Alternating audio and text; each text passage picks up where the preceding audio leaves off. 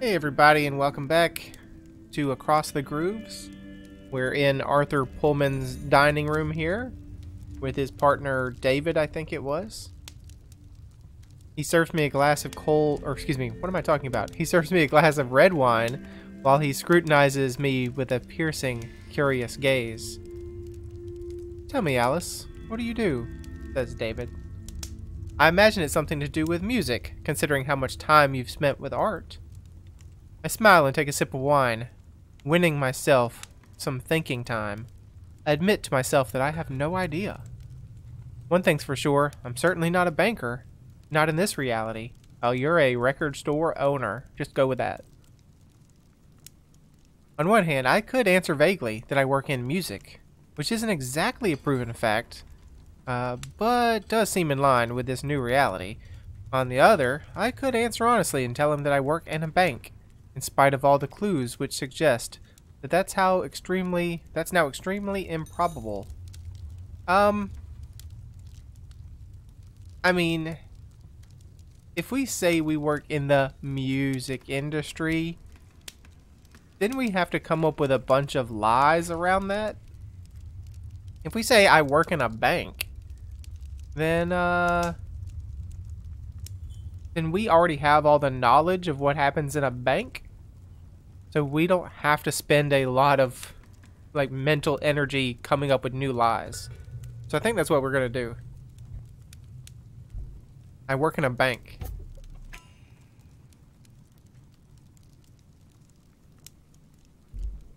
Really? I was sure you must be, one way or another, in the music business. David raises an eyebrow, quizzical. Let's just say I'm going through a career change. Arthur cuts us off. Davy, surely you're not going to interrogate our guest, are you? No, sorry, I didn't mean to pry. I hope I haven't made you feel awkward. I try to point the discussion in a less prickly direction. How did you get to know Arthur? My dad was Latino, my mom American, and I grew up in Queens. I met Art at a club in East Village. He was a local correspondent for the BBC. It took him a few years to persuade me to move to London with him, but I'm happy to say I don't regret it a bit. Arthur, who'd risen to clear away our plates, strokes his partner's shoulder with affection. Cheese or straight to dessert? David gives me a winning smile. Whichever you prefer, Alice, but if we put the cheese on the table, it will give me an excuse to eat it. Well then, you know what, David? For you, the cheese, my good sir. I never say no to a cheese board, thanks. Arthur disappears in the kitchen with our plates. Art never talks about his youth. I really think that's a shame. He had the chance to see the biggest bands of the 70s. He's got some incredible live recordings. Arthur returns with the cheese board and clean plates. Did you make her listen to your recording of Miles at the Schaefer Music Festival? You must mean Miles Davis. Art managed to capture the last concert of Miles Davis's Electric Period. It's truly incredible. Alice isn't here for that, David. Don't listen to this party pooper. He doesn't like talking about his youth. It's mostly because that period's pretty fuzzy to me. Yes, the world must have been horribly drab before you met me, Art. I laugh. They're both charming and cultured. I'm having a very pleasant evening. We talk about music, about everything and nothing. Arthur tells me about his radio show on the BBC and his life in London in the 90s. By the time we get to the coffee, it's already quite late. David excuses himself and goes to bed, but not without first showing me the way to my room. Then Arthur and I go to the living room to continue our conversation. It's a cozy room. There's an old stone fireplace with 2 leather armchairs and a couch placed in front of it. Arthur places a log in the hearth while I take a seat in one of the armchairs. Can I get you a nightcap? Cognac? Whiskey? I'd prefer something a bit lighter. Arthur pokes around in the bar. There's a bit of port. Will that do? Perfect, thanks. He leans back at ease in the armchair. I take a deep breath. There's something bothering me. Why have you decided to help me, or what must I do to get the record back?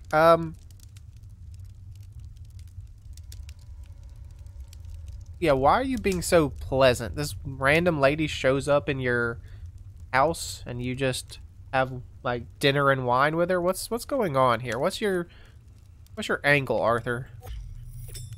Why have you decided to help me? I mean, we don't know each other. You watch me pop up in your office and you're so kind and supportive. Why? It's Arthur's turn to take a deep breath. I feel rather responsible for what's happened to you. The record. I should have destroyed it when I could have. But I was selfish. Instead, I chose to escape by throwing myself into the best life I can imagine. I hope you'll finish what I started, if you get the chance. Hold on. Is that why you never talk about your youth? Because technically, like, you didn't experience your youth in this universe? Like, you had a different youth and then you use the record to go back to the past? And so you don't know what your youth was in this instance? Let me start by telling you my story, please. Oh, please, Arthur. Yes, do. It should help shed light on a few shadowy areas for you. Very well. I'm listening. Pullman takes a gulp of whiskey and puts his glass down on the coffee table. The year I turned 22, I joined a hippie commune in Germany, in the south of Bavaria, a few miles from Munich. I was young, and I dreamed of freedom. I had a terribly middle-class family, and I thought that I'd better get a move on and have a few adventures before my ingrained middle-class sensibilities could take root. So I took a ferry to the continent, and I wandered around France and Italy for a few months before taking up residence in that commune in the Bavarian countryside. It was there I met Ernst Lorenz, that's Eva's father. For a while he was my mentor, maybe even my friend. He was an extremely cultured man with incredible charisma. Is he holding the record up? Did they make a cult about the record? He was over 30, one of the oldest of us, which gave him a sort of natural authority. The commune aimed to be staunchly democratic, but in reality it was often he who guided the direction, and who decided when a decision needed taking for the governing of the community. Those years were fantastic. We lived in a carefree existence. We cultivated the land, we did a bit of crafting, wickerwork, pottery, to exchange for all that we couldn't produce ourselves. There was music every night. We took acid frequently. But it didn't last. What's this got to do with Eva? Let's just go for it didn't last. But I suppose it didn't last. Arthur's face is bleak. No, you're right, and I was naive to have thought it could. Eva was born the year before I arrived. Her mother, a young woman in the commune, died in childbirth. Ernst adopted her as if he were her father, which was certainly a possibility, but was absolutely not a certainty. It was the era of free love. The concept of monogamy was pretty hazy for the members of the community. Whatever the case, he raised her as his daughter. Eva was an odd child. She was clever, precocious. She often seemed more adult than child. I found out years later that Ernst had made her listen to the record several times during her childhood, so that she could be liberated as soon as possible from the yoke of reality. I've got no idea what the effects of the Koros could be on such an immature psyche, but I imagine that it must have been a determining factor in the construction of her identity. How did the record fit into all this? Oh, it was always there, right from the commune's beginning. It belonged to Ernst originally. He never wanted to reveal where it came from. I think his father had discovered it in some way or another and had it engraved on acetate. Ernst was from a very wealthy family.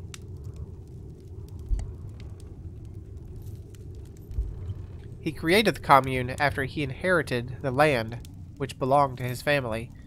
I didn't learn that until later either. Things started to change in the second half of the 70s. Little by little, Ernst's position became more radical. I mean, he's definitely a cult leader. It was insidious, but the commune began to change gradually into a quasi-religious splinter group. I told you. The enchanted interlude of the hippie era was ending, and not just in our community. There had always been arrivals and departures in the commune. Then there was a time when, without us noticing, the tide changed. The departures became more frequent than the arrivals. And let me guess. Now suddenly no more departures were allowed? You guys were forced to stay? What happened after that? Can you tell me more about that time? Yeah, I mean, you probably don't want to talk about it, but can you please talk about it? Can you tell me more about that time? What do you mean a quasi-religious splinter group? I don't like the word sect, but that's exactly what it looked like. Little by little, Ernst became a guru, and we were a handful of the diehards from the outset who hadn't left the commune. The people who joined us afterward, they weren't of the same caliber as the early residents. I probably should have left then, but to be completely honest, I believe I was petrified at the idea of reintegrating into society. It was during those years that Ernst revealed the existence of the record to me for the first time. I think only the closest and most devoted members knew about it, even at the start of the commune.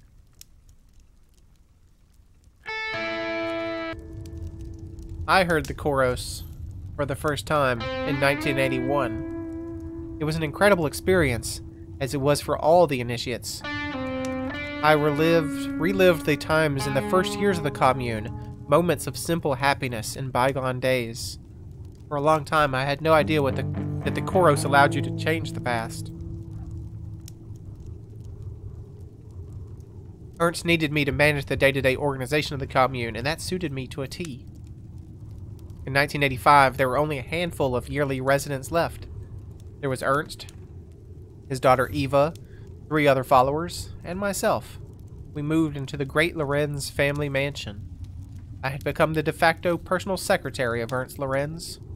Excuse my bluntness, but where did that money come from to finance all that? That's fascinating, but what was the point of all that? No, I mean, let's dig deep into it. What kind of background was going on? Arthur smiles and takes a mouthful of whiskey. Officially, came from generous donors. Ernst had always kept me away from the dark side of the organization. With hindsight, I think some of the members were assigned to financing. It's so much easier to make a fortune on the financial markets when one can go back to the past, take risks which aren't really risks. I mean, it must seem strange to you, but to be perfectly honest, it was quite a pleasant life. It took some time for me to mourn the loss of those hippie ideals, but once I got into the new routine, well, I don't really regret those years. In that case, what made you leave? A combination of various factors. For some time, the Bundesnachrichtendienst, yeah, that's a heck of a word. The RFA's intelligence service, who's the RFA? Is that like some kind of German police? What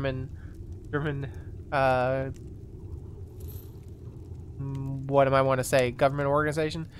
The RFA's intelligence service had been watching us. Like the sword of Damocles, the menace of their strike on our network hung over us.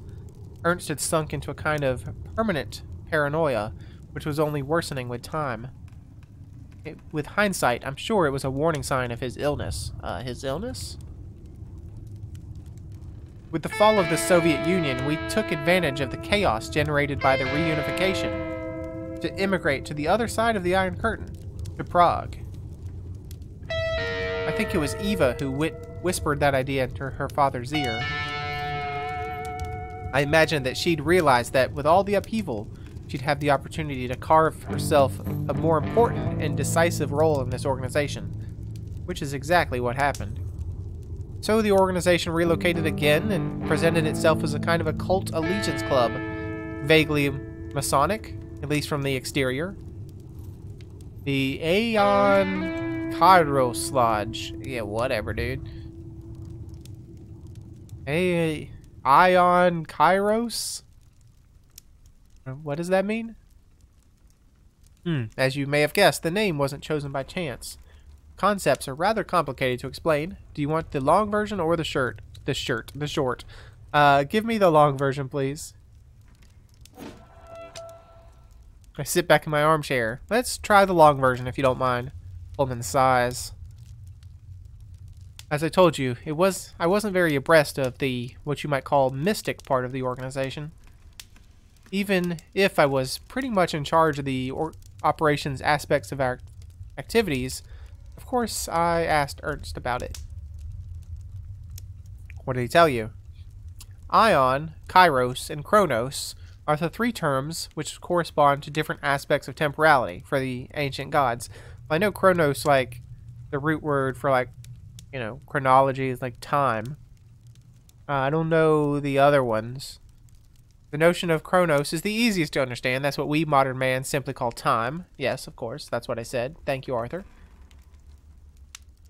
That one could, at a push, translate Ion as the notion of eternity. As for Kairos, that's more difficult to explain. It's the deciding moment. The infinitesimal moment when everything changes. Do you see what I mean? Not really, no, not at all. I find it a little difficult to follow you, to be honest. Before it became a term used by the ancient philosophers, the notion of Kairos was primarily an archery term.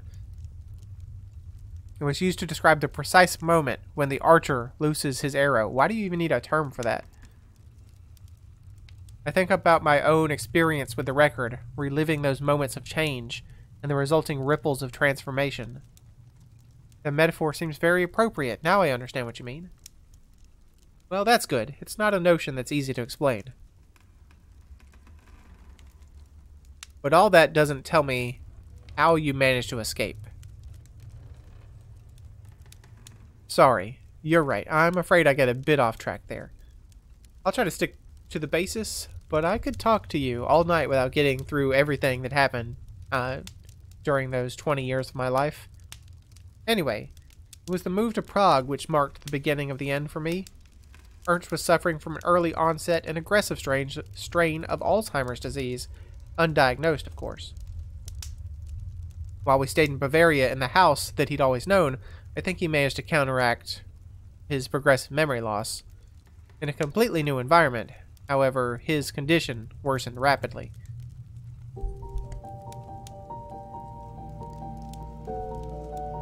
Eva became more and more important, finally superseding her father as the head of the organization.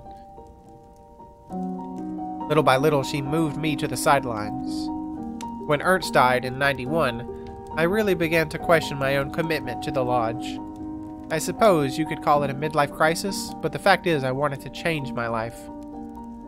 And also, while Ernst and I simply defended our way of life, Eva had other ambitions. She was the most diligent student of the Koros, to which she had access all of the time, unlike the other initiates who only had the chance to listen to the record during special ceremonies, which were organized twice a year. How'd you manage to steal the record? Or what were Eva's plans originally? Yeah, like, what was her plan? She must have certainly had a vision when she took charge of your organization, right? Oh, I wasn't completely in their confidence even during Ernst's times. Ernst's time, but it became worse than when Eva took the reins of the Lodge. I can't speak today. What I'm sure of is that yes, she had plans and ambitions, and that the record was necessary for her to realize them. However, I don't believe that even the most initiated knew the full scope of the plans she was fomenting. You're familiar with the saying, divide and conquer? That's exactly how Ernst and Eva functioned. Without Ernst's reasons and wisdom to curb her, I was afraid that Eva would drive us to lose everything. It had already been a long time since I felt I belonged in the organization, but after Ernst's death, there was nothing more to keep me there. So I used the ceremony of Koros in the spring of 1991 to change my past. And without knowing it, I managed to break the rules and move the record out of Prague. But you told me that the record couldn't be moved geographically while being listened to. There's a loophole to that rule. Let me explain. Having spent most of my life in the commune, then in the Lorenz home, the Koros systematically sent me back, give or take a few years, to the same place. I had very little maneuvering room to change everything. Little maneuvering room to change everything in my past. Hold on. So you went back to a time where you were listening to the record? So the record was there and it wasn't moved? Hold on. So you go back in time to a time where you have access to the record. Then there, you move the record. Which means that your future present, in which you're listening to the timeline, or to the record, doesn't really exist anymore. So the record never moved. It was all... That's very confusing. Okay, sure. If that's how it worked. This time was no different. What was different, however, was that I was desperate. I realized that I couldn't escape by changing the moment the chorus had sent me to, so I listened to the record again in the past. Okay, so you're like going deep, like layers upon layers. You couldn't change the moment the chorus had sent me to, so that breaks my theory that you move the record in the past when you already had access to the record. This time, the record took me to London before my departure for the commune, which gave me the opportunity to decide not to go.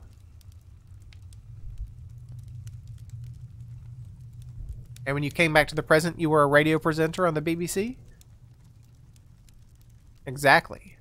Not only did I find myself sitting on a treasure trove of live recordings of all the great bands of the 70s, but also I was in relationship with the charming, funny, cultured man who you met earlier. On the one hand, this time the change the Koros had brought on my life was radical, and my new life had almost nothing in common with my original reality. But on the other, I was free, and I've never regretted my decision. Yeah, so obviously you can't tell, as we thought, you can't tell David about living in a commune because in this reality you never lived in a commune. What happened after? I suppose that Eva must have tried to find you? Oh yes. It was hardly difficult to find Arthur Pullman, a radio presenter on the Great British Airwaves. She came to see me in London, maybe 1 month after my departure. At that time, I had no idea that the record had disappeared. When she realized that I didn't have it, she left me alone. She had nothing more to gain. She could have wanted revenge. I mean, she could have just killed you. In a way, you stole her inheritance and the source of her authority. I'm confused. Who did she want revenge on if it wasn't you? Or she wanted revenge... I think I'm thinking about this too hard. You know, despite all her failings and shortcomings, the Lodge remains the successor of the hippie ideal. Eva would always choose the non-violent option. What was done was done. The record had disappeared into the Bavarian countryside. And as for her authority, you've met her, haven't you? With or without the Koros, she's always kept an iron grip on her rule of the organization. Anyway, there it is. You know what came after. There's something I don't understand. What happened to the record? I think it materialized in the place where I listened to it again in the past, while I heard the Koros. So, in the location of the commune in Bavaria. That's it. Ernst had moved, or had wanted to sell the property when we moved to Prague. The money from the sale allowed them to finance a large residence in the Malastrana district, near the Charles Bridge.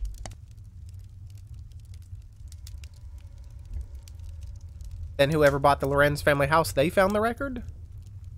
Probably, but it's more complicated than that. The property was transformed into a hotel after the sale. The type of place you rent out for weddings, you know? A needle in a haystack situation, then? Indeed. Besides, I never heard any more about the record, except those legends hawked by the record collectors, the store owners, and other musicians, which I resisted adding to. Well, at least not until you materialized in my office earlier. Well, I'm sorry? No, let's go for thank you. Thank you. It mustn't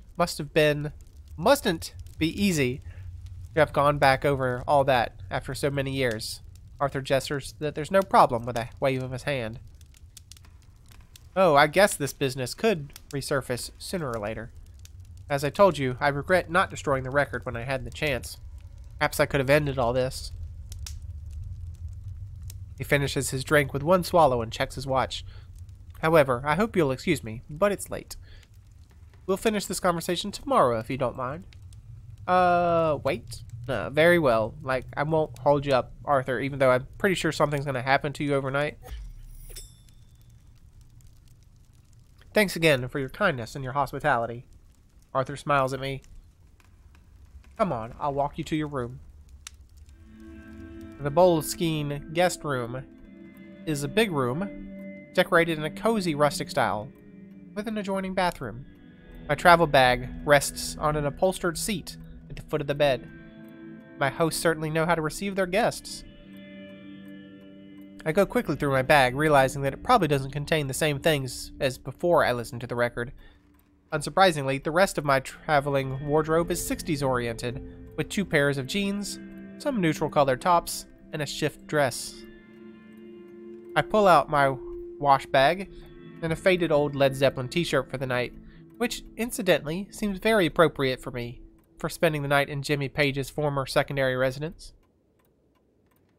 Then I take a quick shower, remove my makeup, and slip between the sheets, hoping that sleep will find me swiftly. Well, let's leave it here. When we get up for breakfast, we had a very dense conversation about the history of the record, and I still don't understand anything. The timeline of and the mechanisms of this darn record are very confusing. So hopefully it's not too confusing. But thanks for joining me. Hope you enjoyed it, and I hope to see you again next time.